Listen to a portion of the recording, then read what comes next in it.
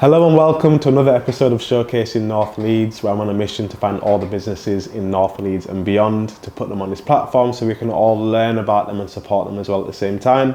I'm delighted to be joined by Jess from the Jewellery Consultant by Jessica Steele. Hi. How are you doing? I'm very well, thank you. Good, good. How are you? Thank you. I'm very good, thanks. Thanks for joining me. Thanks for having me. I wanted to get you on board so you can tell everybody about what you do. So please start us off by letting us know what you do. Okay, so I'm a bespoke jewellery consultant. So I help my clients with engagement rings, wedding rings and jewellery remodelling.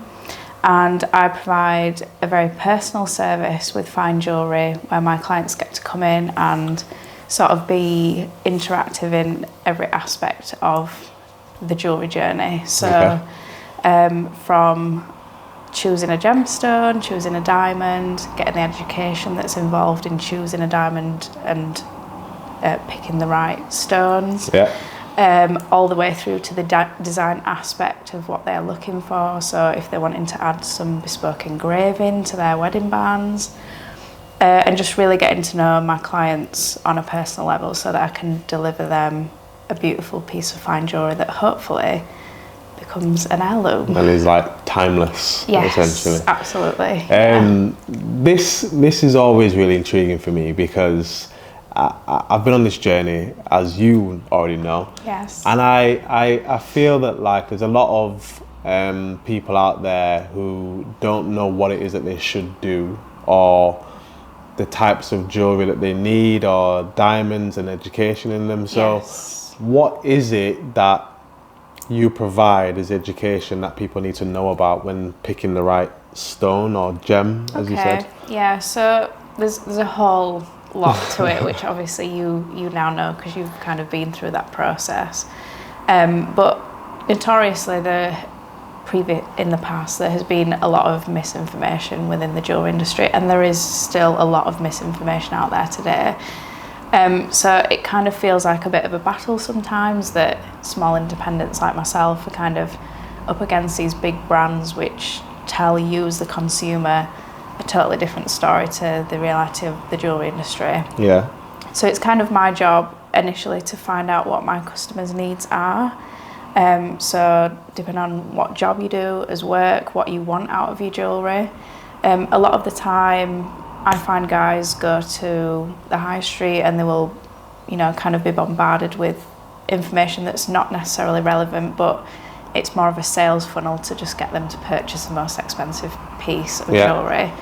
Whereas my approach is more about understanding, and it's not just men and women as well, whatever their partner's needs are, and also a really big part of it for me is about their relationship. Yeah. So understanding what's important to both of them, because it is for a lot of people one of the most expensive purchases that you will make in your lifetime. The things that it symbolises are some of the biggest parts of your life. And then on the back of that is sort of like all the technical stuff about where we source the materials. So again, the industry has quite a bad reputation for being unethical. Yeah. And sort of educating the customer to kind of ask these questions to their jeweller or jewellery designer or the brands that they're buying from, so that then they can make an educated decision on what they decide to go for. Okay. So there's a whole lot. There's a lot to it that can't really be explained now. Yeah. Well, a few things really that I want people to understand is, at what point would you say that they need to come to someone like yourself when they're thinking about, let's make this easy and say proposing? Yeah. Because I feel like that's probably the best example to give that everyone can understand. Yes. Yeah. So if someone's thinking about proposing, at what point should they come to someone like yourself? I mean, to me, from the moment that they decide, I kind of want to get engaged to this person. Yeah. Like I do tell my customers to kind of, have a look around the shops, have a look online prior to coming to see me, just so that they have a good understanding of what's out there. Yeah. And the kind of costs that are involved. Because more often than not, when they come to me, they certainly get a better quality diamond than the high street at a fraction of what they would pay with the high street. Yeah. So that's always good rather than me just telling them that that's the case, they actually see that for themselves. Yeah. And then obviously start having a look around, start taking note of their partner's style and things like that, which I don't want to generalise, but most people have no idea. Yeah. So it's really good to sort of give them a few pointers, which normally happens via email. And then I would say book a consultation. That usually lasts for an hour. And then it's mostly just me understanding again what the client's needs are. If they have, some people come with an idea, like yourself, like obviously you had a brief, which makes my life a lot easier. But some guys or girls come to me and they have no idea about what they're looking for. They don't know what they want to provide in terms of the design for their partner. So we kind of go through a bit of a process with that, sort of working backwards. Yeah. And then from that point, that's when I would start sourcing gemstones or diamonds and the materials, and that's a process that we do together, which obviously again you know for yourself. Yeah. So you kind of get a bit of an education. It's obviously not as in depth of the kind of education that I have, but you get a good understanding of what to look for, what a good diamond looks like, the costs involved with that, and then obviously from there, that's when we kind of do the design aspect of things. So we might go back and forth a couple of times, make a few tweaks, and then once you're ready to go ahead, that's when we obviously create it. Yeah. And then the final piece is kind of you given it in the box. From me and my point of view, it's understand it, like the earlier the better someone can engage someone like yourself, just simply because I was quite lucky, and I'll say that because I had a whole community of people around me who were able to help tell me what it is that Lucy was looking for. But I feel like if someone was to come to you and say, right, I want to propose, I'm thinking about doing it next month or in 2 months' time, to get the right stone or the right shape or anything like that would be quite hard, because all of a sudden they start to pay attention to their partner's jewellery and it's like something's going on here. Yes. So there has to be a gap almost where they're asking questions or looking at things and it's not like, what's the word, like not giving their partner the idea something's going to happen. Yes. So that's one thing that I would say to anybody, to make sure that they engage you early enough to understand what it is that they're wanting to do and how they can then do it without. And it's my job to kind of like understand that person from a distance as well, because, you know, I always say to people like, have you got any photos of your partner? And they're like, without being odd, like I've worked in this industry for a long time, like jewellery is my passion. So just by looking at one piece of somebody's jewellery, I can understand what their style is, what they're going to be into. So all those little details that most people will not pay attention to, I will be able to advise and guide my customer in the right direction. So, you know, I have it a lot. Obviously, most of the engagement rings that I do at the moment are, you know, for heterosexual guys. But, you know, say for example, you know, they will come and say, you know, I've got kind of no idea and I'm panicking that it's not going to be right. And I always say to my clients, I'm like, there's no way you are going to leave my office with a ring that's not going to be right. You know, I've never had a no, so far I've got 100% your conversion. But it's that thing as well of, obviously every piece of jewellery, it has a part of me, you know, within it, because, you know, it passes through my hands. Part of that journey. Yeah, so it's kind of like, I'm not going to let anything leave my office that is not to the highest standard.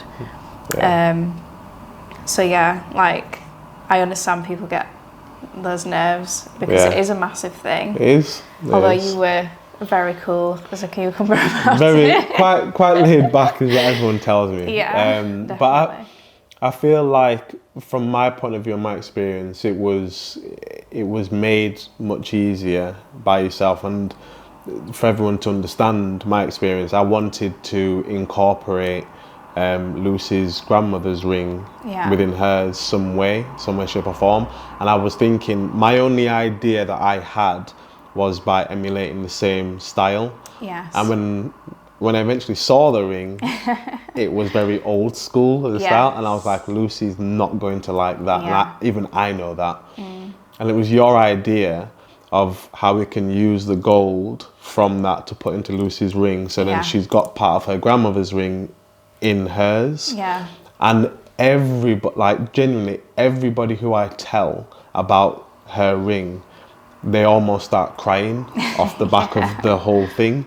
Yeah. So I think it's things like that and the experience that you've got from past rings and other people's journeys that you can then help to put into someone like myself and help me, I don't know, make the ring as easy as possible. Yeah. And make it as sentimental as possible, like you say, so it's like an heirloom, or it's like I said, timeless as well. Yeah. What is the process with it in terms of like timescales? I think it's important for people to understand that as well. Yes, and definitely. not to come to you and say, I'm going to propose next week. Yeah. What can you do? I mean, I have had, not in a week, but yeah, I've had people give me like 3 weeks notice, and I'm like, yeah, this is a lot. So I would tend, well, current lead times at the moment are about 6 to 8 weeks. Yeah. And that includes like the consultation, the sourcing, and then the actual making of the ring as well. Yeah.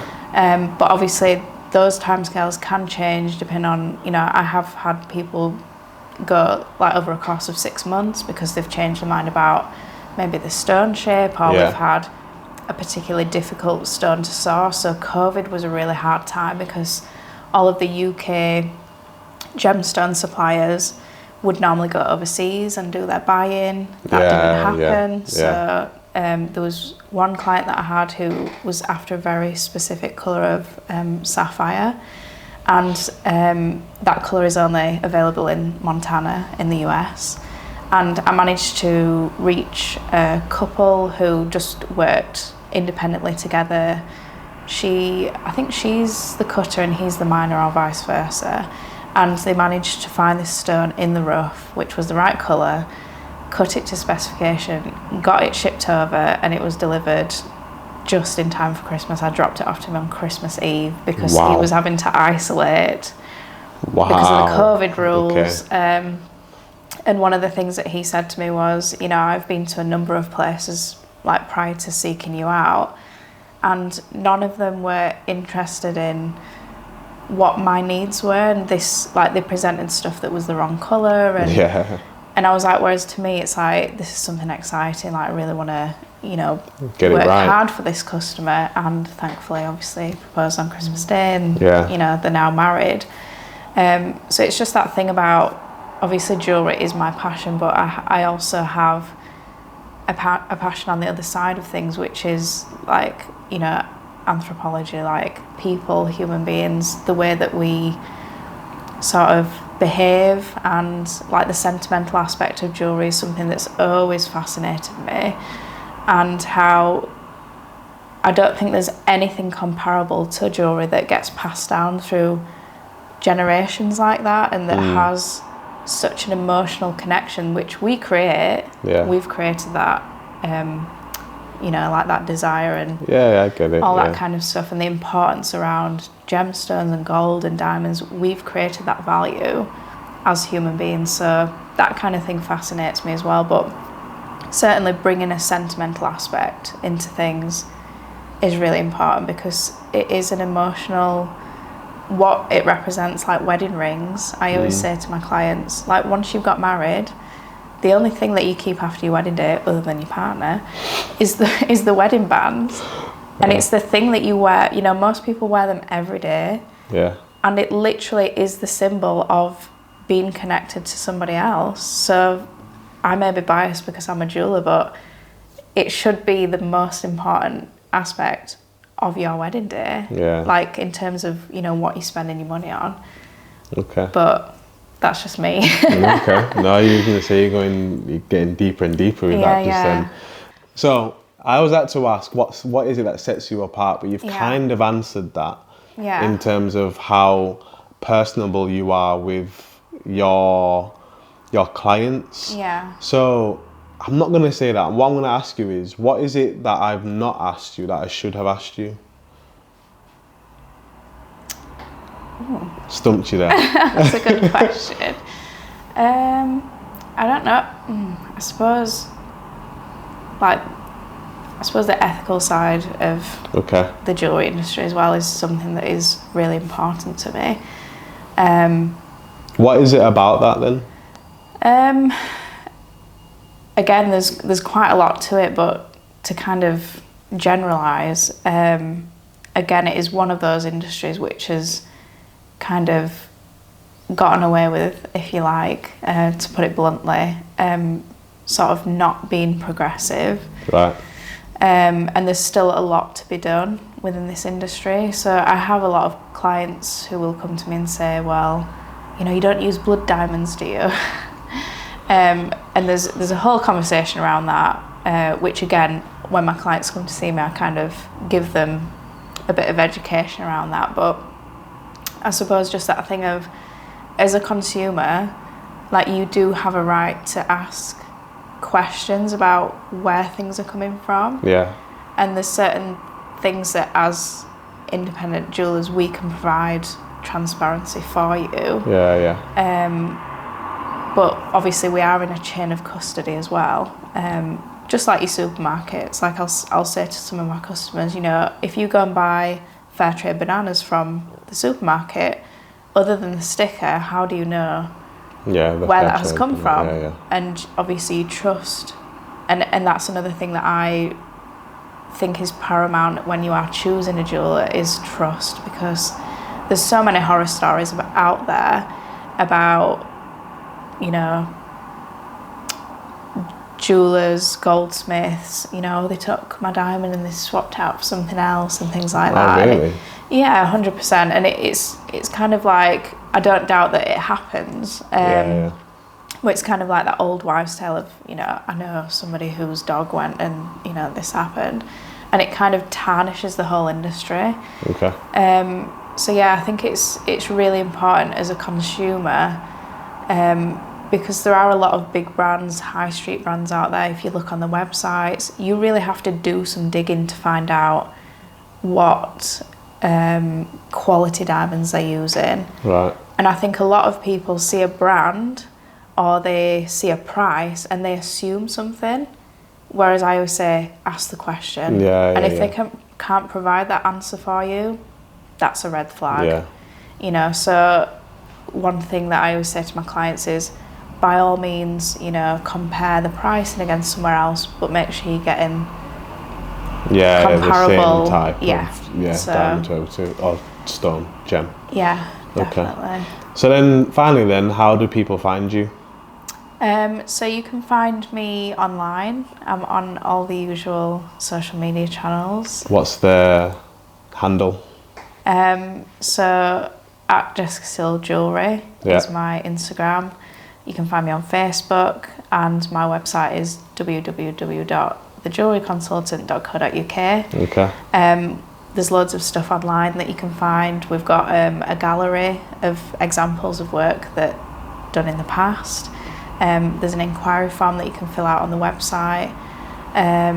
And I'm based in Horsforth, so nice. My office is over there, so if anybody wants to come in and... Then they can come and see you. Yeah, okay. And I am by appointment only, so that's something worth mentioning. I'm not somewhere you can just drop in. Yeah. I think it's quite funny you said www. I'm still trying to stop laughing in my head at that. No one ever says that anymore. Yeah, what do they say? Just say the actual, yeah. I'm old school. So old school. But there you have it. We obviously have got the latest sketch of Jessica Steele, and it's great to have you. So thank you for joining me. Yeah. As always, please do like, share, comment, subscribe, review. It helps us to push this far and wide. And I will look forward to seeing you guys in the next episode.